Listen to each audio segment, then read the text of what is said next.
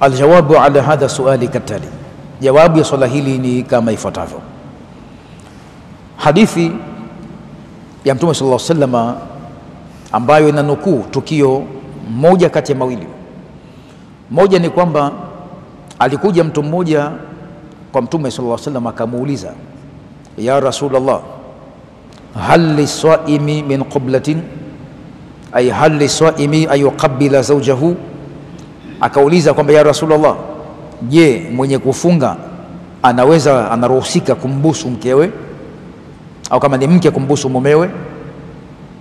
Akajibu Mtume sallallahu alaihi wasallam kwamba naam, unaruhusika.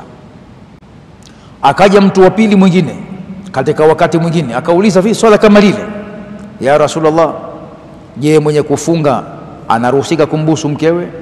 Akaambia kwamba la, hapana, haruhusiwi. Sasa haya matukio mawili ambayo hukumu zake zimetofautiana, mawili kwa idadi, lakini ni tukio moja katika ile aina yake.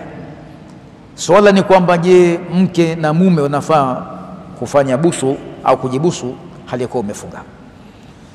Maulama wa hadithi, shurahul hadithi, wakasema dhalika alawwalu kana shaykhan kabiran, kwamba yule muulizaji wa mwanzo alikuwa ni mtu mzima, ni mzee.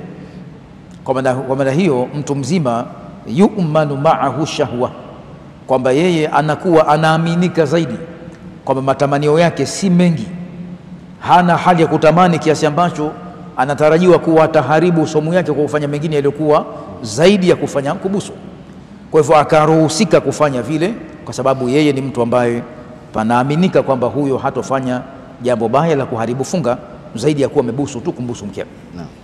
Ama muulizaji wa pili alikuwa ni kijana, na kijana bila shaka anajulikana kwamba hali yake inakuwa ni ngumu zaidi, kwamba anaweza akauliza kuhusu kubusu akafanya hivyo, baada ya hapa akafanya mengine zaidi ya kuliko hilo busu lenyewe.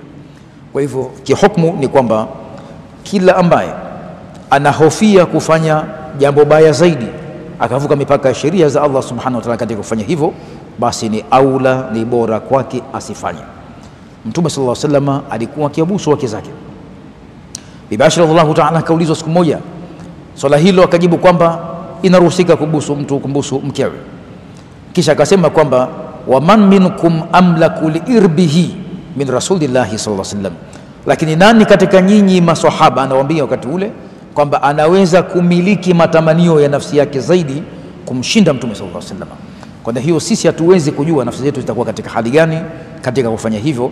Kwa hivyo kila ambaye, kullu man yakhsha an yaqa'a fil fitnati min alqiblatin fa innahu yajibu alayhi tarku alqiblati ila waqtin yusmahu wa yutahu lahu bidhalik, basi ambaye anahisi kuwa atafanya makosa baada ya kuruhusika kufanya hilo moja, basi ni bora zaidi kwamba asifanye lile ambalo litampelekea katika kuingia kufanya ambayo ni makosa zaidi.